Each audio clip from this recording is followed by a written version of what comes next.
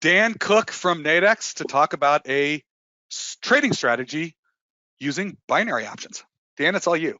Awesome, thank you, Todd, and great to see such a huge crowd. As Todd mentioned, we'll try to get all the questions answered. Might take us a little bit. I see a few in the queue right now that I'll actually take as we go through this presentation because they are relatable to what we're going to be discussing.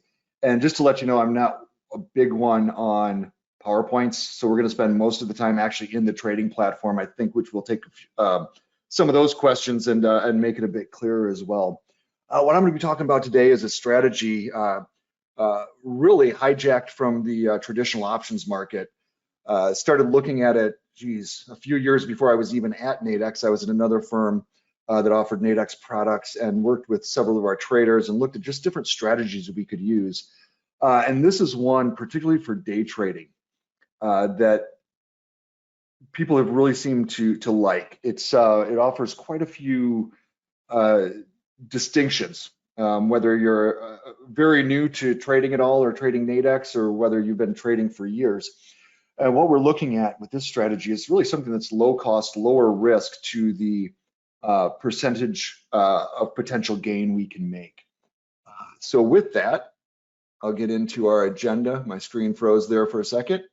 We're going to be taking a look at market volatility today. This strategy is really a lot about volatility or potential market volatility. It's called the Strangle strategy.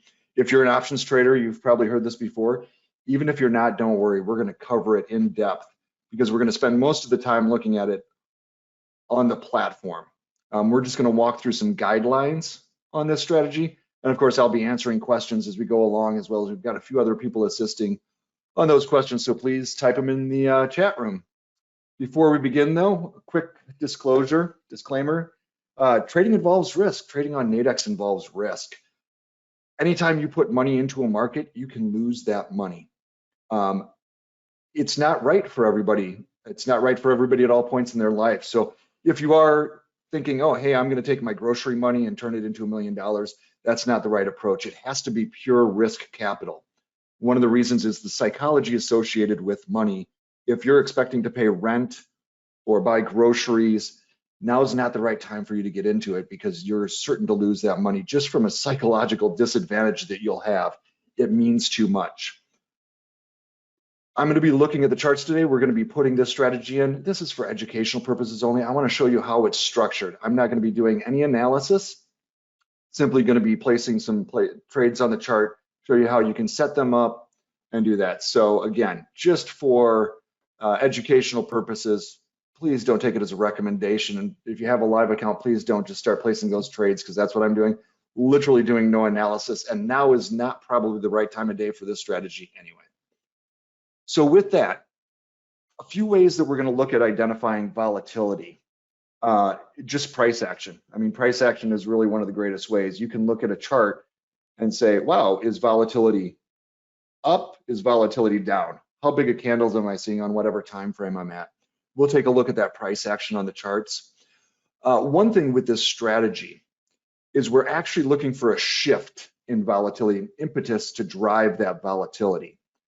We're going to take a look at a couple of indicators, the average true range and the Bollinger Bands, which can give a visualization of what current volatility is, and then what can we expect from volatility? What are some certain things that typically drive the market to become a bit more volatile? Pending news announcements, major levels of support and resistance. So we're going to show you these tools that you can use on this strategy. So in this case, and here are the guidelines. Take a screenshot if you like. I know these are going to be recorded and sent around along with the slide decks. So really just, I would say more pay attention than even take notes because it's really like everything else in trading. It's very fluid and it can be actually dependent on the person executing it. But there are a few guidelines that are going to be certain to this strategy. So we're expecting volatility to increase. Markets might be currently flat, but we're really expecting all of a sudden a movement. And that's one of the things about this strategy. It's what's considered direction neutral. We don't care which direction the market moves. We just want it to move up or move down and make a pretty substantial move. We're actually going to be placing 2 trades in this strategy. So again, markets might currently be flat, but we are expecting volatility to increase. Maybe that's based on a major news release. Maybe it's a Fed decision or a breakout of major technical levels. I see from some of the questions we have some technical traders on here, and just a quick story, just because I've been trading for so long. I remember though when I really started learning technicals in the early 2000s, I studied support and resistance, and I'm like, okay, it's going to hit support, a big level of support. It's really going to bounce now, and it would break out.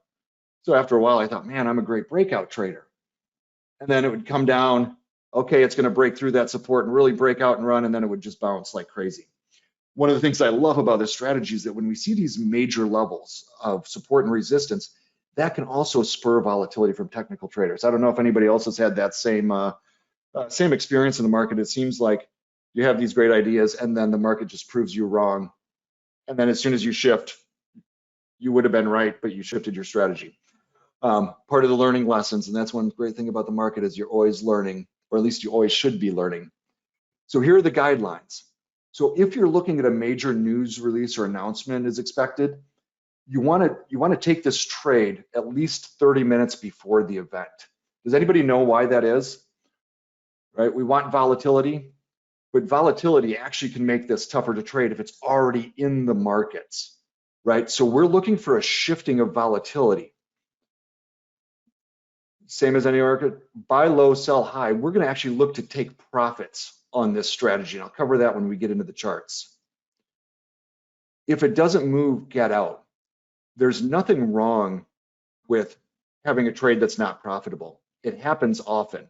As one of my mentors once said to me a long time ago, and I'm actually going to see him coming up here in about a month. He's now been trading 45 years. When I started trading with him, he was only trading for a short 30 years.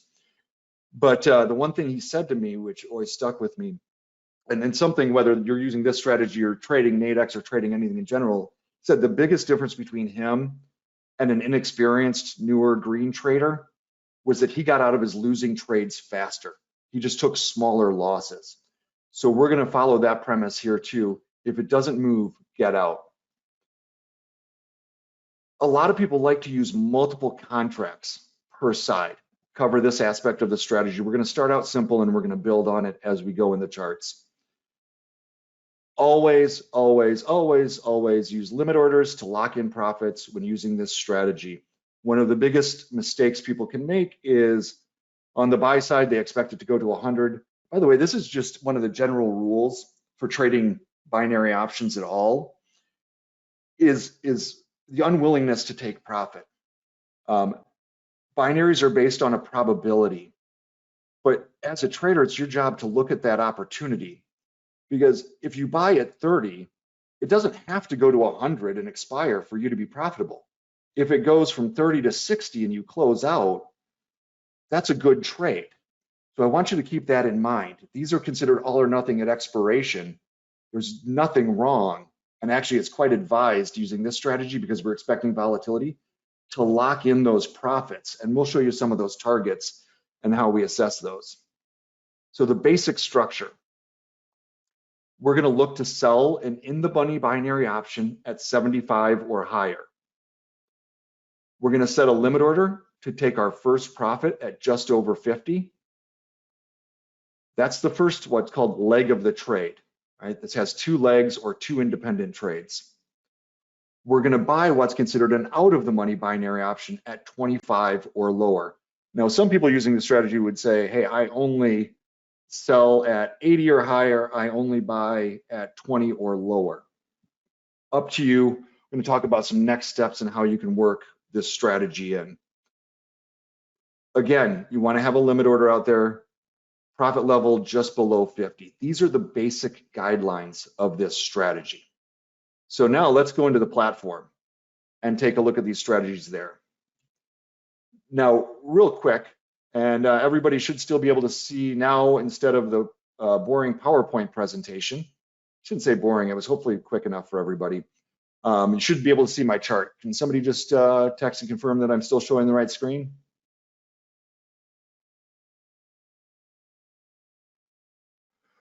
Perfect. Okay, Yeah, the first thing, yeah, perfect. The first thing we're gonna do, If we're looking for news announcements, now I've never been a fundamental trader. I've always been short-term in nature, with exception to one time when I first started. I placed my first order in the markets in 1997 during the tech bubble. It was fantastic. I was a brilliant trader. It was awesome. I kept buying and the market just kept flying up. And wow, was I fantastic.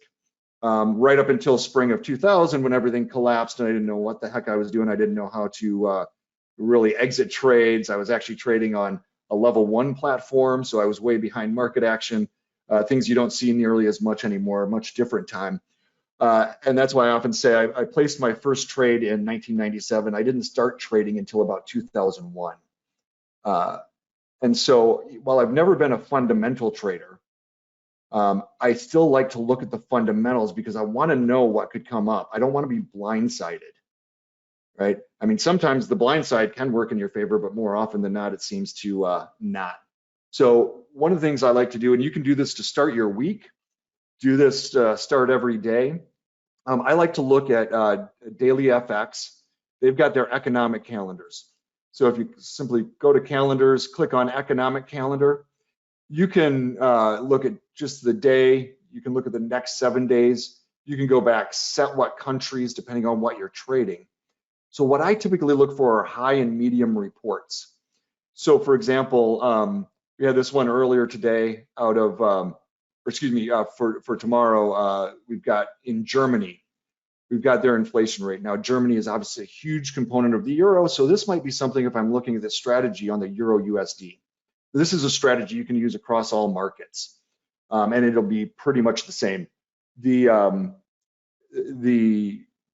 structure is really very similar, and in my mind, a chart is a chart is a chart. Now, that said, each underlying market moves a little bit differently, so we want to understand those ranges. These are the things you're going to be looking for because these also aren't just things to be aware of as a cautionary statement. They're opportunity. These are when volatility may spike up. You know what? I'll take the question with regarding when I'd get out of this trade in just a moment. So we're going to get into this strategy and go through those details in a minute. But this is a great resource. Definitely use it. Know what's coming up. If you're just trading straight directional trades, these are cautionary times. If you're trading this strategy, these are your opportunities when you're looking at those. The first week of every month, by the way, is just full of economic reports that have the tendency to move the markets. So let's hop into the platform now and look at the structure. I mean, we've had actually, today would be considered a pretty volatile day. I've got, this is the US 500 based on the E-mini S&P. We've seen some pretty big moves for the time of day. And we've seen some bouncing around. So we already have a lot of volatility. Again, I'm going to stress, this is typically not the ideal time of day. Perhaps if we had a Fed decision or Fed statement coming out, something to give us an impetus that the market was really going to move. Again, we've already seen quite a bit of volatility here. So we may want to just step away because what we're looking for is something from a lower volatility to a higher volatility. But if I just look at this chart, so for example, can anybody see like it was pretty low, pretty low? One of the other things when we're looking at this strategy, we had technical breakouts, we had fundamental news announcements. There are plenty of people that will actually just implement this trade before the opening of the US session, or maybe they're trading at night and they're trading something like the Aussie dollar. And so when the exchange opens, they want to do that. One thing to keep in mind with Nadex, and I want to, just because this came up recently in a conversation, somebody talking about day trading, and they seemed blown away by the concept that you could day trade at night. Day trading is really more a euphemism now. It used to be accurate when you could only trade stocks during the day. It's really a stock market term. Going back to the 90s, day trading was big, tech market boom. Wish I'd have been day trading instead of buying and holding at that point. But just the same, you can day trade. You can implement this strategy around the clock. Just understand what markets you're trading, when they're going to be moving, right? So let's get in and just set this up here. So for example, if we'd have placed, this was going to be my original point. If we'd have placed, let's say here before the US Open, markets were very flat. Can everybody see that? Right, it was like tick, tick, tick, tick, tick. This is what we're talking about. We're looking for a condition like this that can move into something like the move that we saw today. Let's just hop over to where we're currently at though and set this up. So I'm going to start just with a single contract on these particular things. So use your imagination with me. We're going to suggest that, hey, there's a Fed decision this afternoon. So right now, you know what? This one actually expires in 42 minutes. So I'm just going to go ahead and set this up because we might even see some movement in this. So the first thing I'm going to do is I'm going to look at my average true range. I want to understand how much the markets move. So right now I have a 5-minute chart up here, and give me 1 second. I'm going to clear up some screen space. I have a 5-minute chart up here. I'm going to move out to about a 30-minute. I want to get a little bit longer viewpoint on what happens over a 30-minute period, right? I'm trading 41 minutes to expiration. What am I seeing on 31 minutes over the course of time? So the average true range basically tells me how much, and this is over a fairly short period of time, how much it moves. And it looks like somewhere around here, if we scroll this out and kind of go over these peaks, and again, this is just to give us a gauge. It's moving about 5 points, just on average. So that's what we're looking at. Now, if we're expecting volatility though, are we looking for an average move? Not necessarily. But we're also not looking for a 5-time multiple of a move. So we're not looking at strikes that are 20 points away. So what I'm going to do, without a ton of analysis, I've got one here that's actually about 4 points away, which is actually only a 1 deviation. I'm just going to go ahead and place this order. All right. So you can see that a little bit better. I'm going to bring a horizontal line down to this roughly area.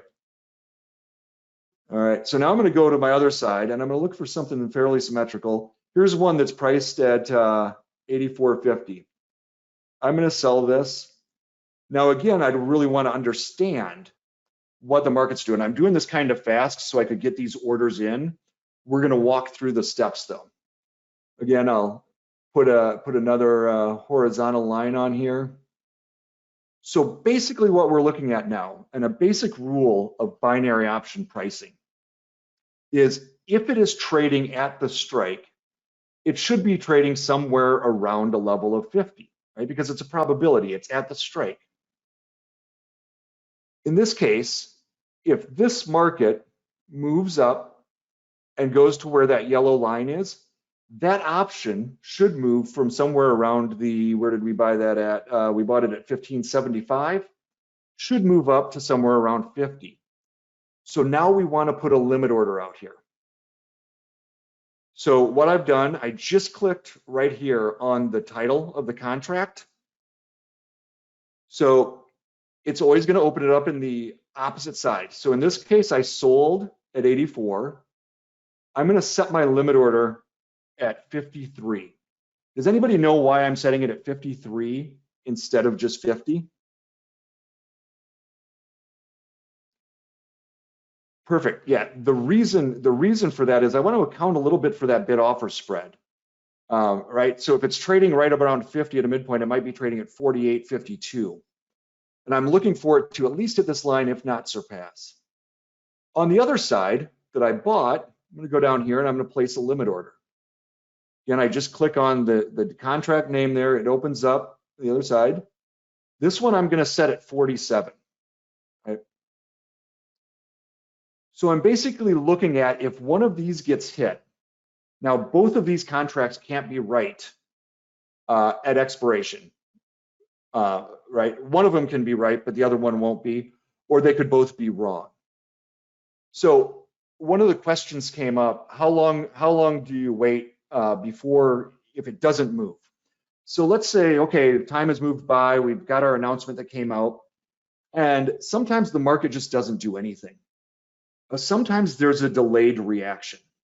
So this is a little bit, I guess, up to each individual. If I'm trading a daily contract and there's still like 8 hours left in that contract, I'll probably still, I would probably still wait like probably 30 minutes. You can go back and kind of look at some historic news announcements, but sometimes there is that delay. Something like a non-farm, I would probably wait maybe 15, 20 minutes. Now, the reason is, if you see right here, going back, if I closed out right now, I would take a loss on both of these, but I would lose $5 on one and $8 on the other for a total of $13. If the market doesn't do anything, I'd rather lose that $13 than lose basically the 31-ish, $32 that I put up. I'd rather just get out, right? Even though I have to pay the exchange fees, I'd rather save that money. Now, occasionally there can be delayed reactions. So go back and study it, see what works for you, but that's kind of the general rule of thumb. Now, if you've only got 30 minutes left to expiration of your contract or an hour left, you're going to start to see that time decay take effect a lot more. Typically, you'll see somewhat of a move in one direction, but oftentimes it's muted. Or you might see a small move where, and then it starts to settle down where we go, okay, that was the move. Sometimes that is just a fake and you get that big boom in afterwards. But again, cutting the losses, as Amos Hofstadter once said, take care of your losses and the profits take care of themselves. What you want to see is a pretty good move within the first, typically it'll happen within the first 5 to 10 minutes. Nothing wrong with closing out. Sometimes the market will just, do something to say, hey, sorry, you got out a little bit too early this time, but that happens. So, and we'll walk through closing the positions right now. What can happen in this contract, though, a couple things, and I'm just going to draw a couple of lines here just to illustrate. Now, it could go up like this, in which case, this white line, we could get filled on our limit. Now, if we get filled on that limit, that's going to cover all the losses on the other side. We're not looking for a home run on this. You notice I bought the one at 1575. I don't care if it goes to 100, right? I mean, if it does, great. And we'll get into that in a minute when we talk about multiple contracts and how you can do that. Another thing is if the market just comes up here and it's falling a bit short and it starts to fade away, you've probably already got profit in this contract. You may just want to close it out, which we'll take a look at. One of the great things about this strategy is, let's say the market makes a quick move. It does something like that. While this contract down here has lost money, in some cases, what you'll see, and if you've been trading for a while, I'm sure you've seen that, the market makes a sharp move up, all of a sudden to just slam back down. In a case like this, both sides' limit orders could get filled. Right? So just because one gets filled, it doesn't, knock out the other. You can get filled on both limit orders, and that's an ideal situation. It does happen occasionally, not all the time. So you definitely want to get your profits. What you don't want to see happen, and this is why you have to use limit orders. What is that? Is it with the news announcements, right? You can see a quick spike. I mean, it's super fast. And all of a sudden it just drops back down. I did a study a long time ago on non-farm Fridays, looking at the market action, and it was based on the Dow, the Wall Street 30 Nadex. It was based on the futures market. And don't quote me on these numbers. It's been a long time since I looked at that study, but the premise remains. I looked at 12 months of non-farm payroll and its impact on the Dow, and I looked at the average true range. And the average range was around 170, or excuse me, the average directional move was 175 points. Meaning from it either popped up 175 or it popped down 175. 11 out of 12 months, the end of day close was less than 20 points away. So these moves can happen fast. And I'm sure if you've been around a little while, even you've seen them happen fast, and then the market just reverts, right? So you don't want to miss it. You don't want to miss that. So you put in the limit price so you don't miss your profit, because if you didn't have a limit sitting there and the market does this,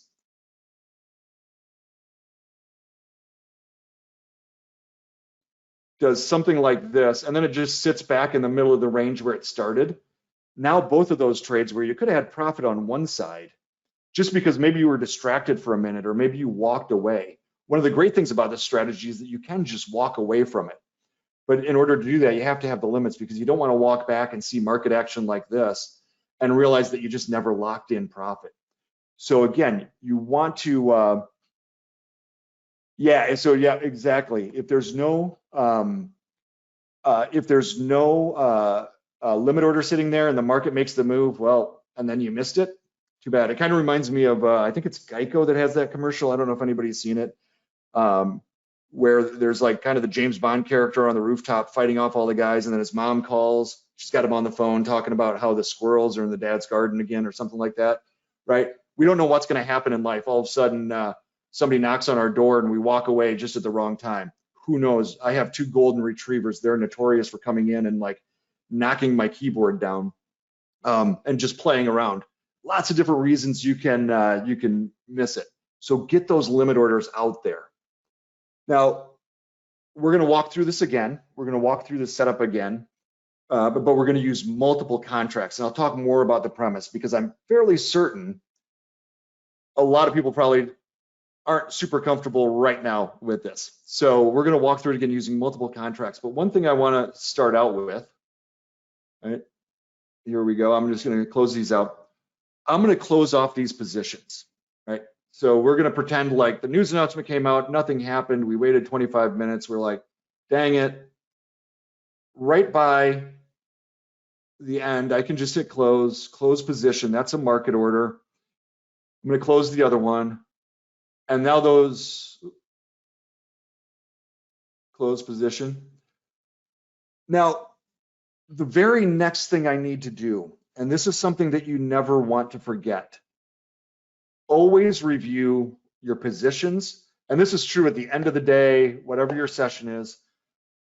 If you look and see that you have no positions here, look at your orders window.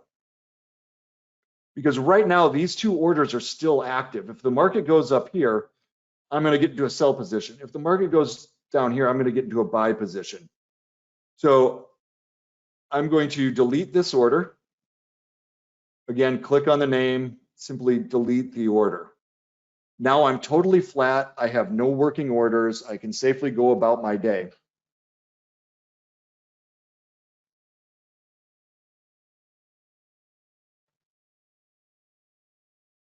Let's walk through with multiple contracts. And actually, great question. As far as the iron butterfly, Mike, there's actually one, I won't get into it today, but I've done it before.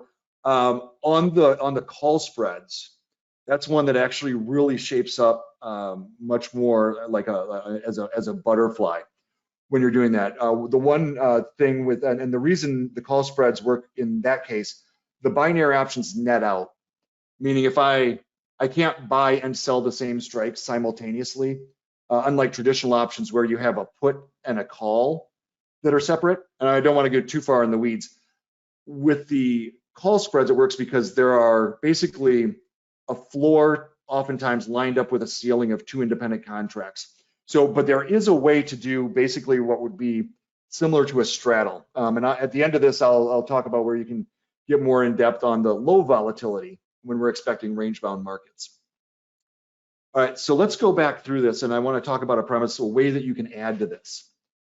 So we're going to go back and we're going to place this trade again. I'm going to buy this one, but now I'm going to put on 10 contracts. Because this is a premise not only if you're trading this strategy, but just a premise in general. Same guy that told me taking care of his losses or getting out of his losses faster, same mentor, also told me that you could never make money trading one contract. And you can, it's just very difficult. One of the things to keep in mind, and this doesn't just have to do with this strategy, this is just trading in general, is that oftentimes it's the one big move or where you've really maximized profits that really help make that trading day. And that's what we're going to talk about here, meaning you took your first profit, but then you allowed the market to run to a greater profit. All right, so we've got 10 contracts on both sides. I'm going to go in and I'm going to place my limit order. So this one I sold at 73. I'm not sure why I didn't do the other one. I sold at 73. I'm going to go back in. I'm going to change my size to 7 on this at my price of 53. Place order. I'm going to go into this one and do the same thing. This was the one, so I'm looking to sell it at, say, 47. I'm going to do 7 contracts. I'm going to place order. Now, one of the reasons, and you could do this with 2 contracts. You could say with 2 contracts on, I'm going to take my first profit order on the one side at 47. I'm going to take my second profit order, or at say a 60 or a 70, or I'm just going to let it run and see if it settles at 100 because I've already taken profit. You're looking really for some symmetry in this strategy. I'm almost hoping here that it doesn't go down and hit the order we just placed. One of the few times I root against a trade because I want to talk through this a little bit.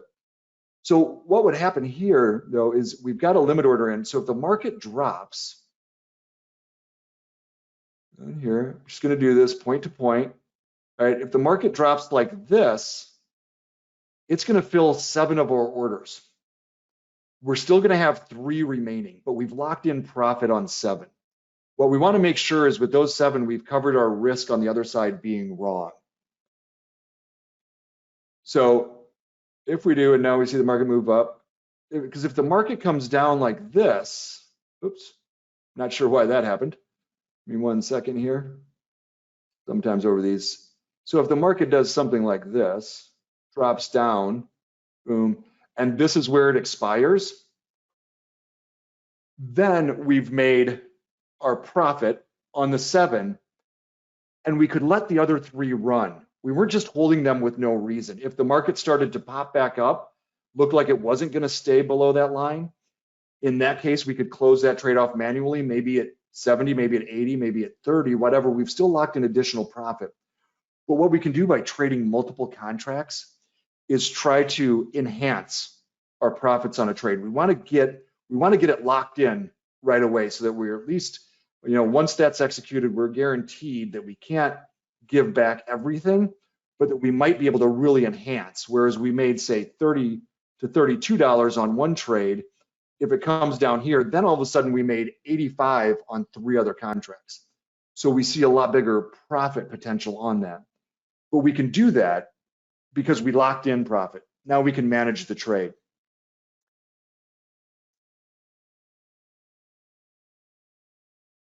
All right, another thing you could do. So I'm just going to go into my orders window. This might get a little bit more complex. Here I took off 7. I could set another limit order if I want to. I'm just going to amend these orders. So I'm going to click on this. So instead of taking off 7, I'm going to take off 5 there. Click amend. Click here, click 5. Now I can go back into my positions and I say, okay, I took 5 off there. Now I'm going to try to enhance.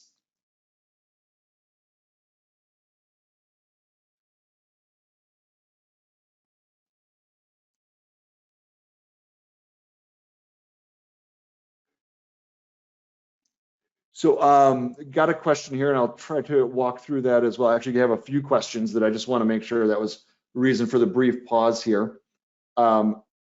With this, and so just to clarify, if it goes up here, right? So we bought this one that we bought at 10. If the market goes to that yellow line, or excuse me, actually I moved my yellow line when I switched my chart. If the market goes to that yellow line, it should trade somewhere around a midpoint of 50. So we're looking at 47. We're looking at that true range. Now, understand how each market moves. You kind of want to understand, you don't want to put strikes, which just by the pricing of a binary option would be unlikely to happen, except in very, very maybe March 2020 type of volatility. where you wouldn't even see a strike pricing more than 2.5 to 3 standard deviations away, depending on the amount of time, perhaps that you have left in the contract. You might see a weekly binary option that is at three times deviation of a daily move, but that would be about it. So again, this is something where we're looking for volatility. We're just looking for that volatility to kick up. Question that came across, so how can both of these lose? So if the market just does this, I'm going to just do this point to point. If the market just does this, or stays anywhere between these two levels at expiration, this one we were saying it would be below the yellow line. This one we were saying it would be above the yellow line. So in that case, both of those contracts would lose money, which is why you want to maybe consider closing out and taking smaller losses. As far as orders not showing up, hit refresh on your screen. So occasionally, depending on if it's been a while since you logged in or sometimes new accounts, if you hit refresh on your screen, that should take care of it, or log out, log back in. That should take care of it as well. Now, one thing I want to talk about, because we've only got a few minutes left here. One, I'm going to walk through just closing out this trade as well, and then we're going to talk about next steps. Because I do have something not related to this strategy, but just trading in general, that in my mind is one of the most important things you can do actually as far as trading and becoming a better trader. So I'm just going to clear up my chart here real quick, and we're going to walk through how to close out these positions. Okay, so my first step, come out here, and you can do these in either order. You can close out your orders first or your positions, but basically come here, click close position, right? Close, and you can do that for profit or loss, close position. Now the very next step, please don't ever forget this, orders. Go in, click on this, just delete the order. Make sure you don't have any orders sitting there that you're not fully aware of. I've heard in all markets. I mean, I don't care whether it's futures, Forex, Nadex, stocks. There are so many stories of people who just forgot that they had a working order sitting in the market. And a few times it turned out really positive. They got lucky. Oftentimes it turns out negative. So always make sure before you log off for the day that on your orders and positions, you're not seeing anything in there. So to practice this strategy, hold on a second, I'm gonna refresh on this. Indices. So we're just going to take a look at how to practice this strategy. So one of the things I would do if I was do this, one, the demo account is great, but I wouldn't rely on it to ever look at profit and loss. First of all, demo accounts will never teach you how to trade in any environment. Again, any market, there's no psychological tie to demo funds. They are simply there, not even to test strategies. Even though you'll often hear that, and you can test like how to implement a strategy and see what the market did. The reason for this, if you ever look at a demo environment, there are market makers, but volatility, particularly in binary options, volatility in time, volatility particularly really can dramatically impact the price of a binary. In the live market, you're always going to get the real volatility. So let's just look at practicing this for a second, and then I'll get into the most important thing I think, particularly if you're new to trading, that you can possibly do to become a better trader. So if I was to look at this, I'm going to go here, and I'm not a big fan of writing a ton or doing a ton in Excel. I'm very visual. So I'm going to place a couple of horizontal lines on my chart. So let's just say I was going to buy this one at 13. And and I was going to sell this one at 84. What I'm going to do now, and let me just expand this a little bit. What I'm going to do now is I'm just going to take a screenshot, right? So on if you're, I'm not sure what it is on a Mac, but on most PCs, if you hit Control Alt Delete, hit print screen, and it'll take a screenshot. Open up something like a PowerPoint document, drop that image in there. After the trade, look back. Or you could even watch the trade. So you could start these on like a 20-minute. For me, I've been trying to even set these up on a 5-minute just for me. I'm kind of, I'm more advanced in my years. Maybe my reflexes aren't as quick. But you could look at doing the same thing on like a 20-minute where you can just sit and watch, right? You can sit and watch and see what happens. And if price, again, this makes a bit of an assumption, but if price goes down like this or goes up like this to the yellow line, you can make somewhat of an assumption and say, okay, that was going to trade around 50. I think my limit order would have been filled. And this way you're actually looking at the real prices. Now, this screenshot technique, I often call it 10 bucks and 10 seconds to be a better trader because it's actually, I think, the most powerful thing that's ever been taught to me. And I've heard from so many traders, particularly when they did it in their early days, that's very powerful. So take a screenshot of every single trade you get into, before and after. So if this is our trade right here, take a screenshot. It might cost you more than 10 bucks if you don't have a printer at home, but printers are pretty cheap now. Order online, go to an office store, get a ream of paper, a 3-ring binder, and a 3-hole punch. Okay. So every trade you take, this literally takes a second. You take a screenshot, drop it in a PowerPoint. You take a screenshot at the beginning of the trade and at the end of the trade. And this isn't strategy specific. This is for every single trade you place, whatever strategy you're using. So take a screenshot, drop it into PowerPoint, print it out. It has to be printed out. You can separate them by strategy, by market, however you want. You won't learn much off of 1 trade, 5 trades, 10 trades, but the whole point is trading for a lifetime, right? You're not just looking to do this for a week, I'm presuming. That's why you've already spent an hour with me on this webinar. Again, just hit Control Alt, print screen. It takes a snapshot of your screen, takes about a second to go over to your PowerPoint document, drop it in. You can type on it after the fact. I often do that. I often note it. But if you're using like indicators, things like that, what this will do, right? I see people, and we all do, take losses all the time in every market, right? Experienced traders done, but when you're starting out, you need to learn from those. Think of it like the money you paid for a class, only it's better than any class because you're learning about yourself.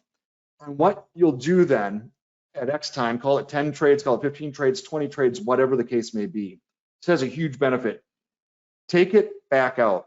Take those losses out, set them out on a table. Just spend an hour or two looking at them. Maybe leave them laying out there for a day or two.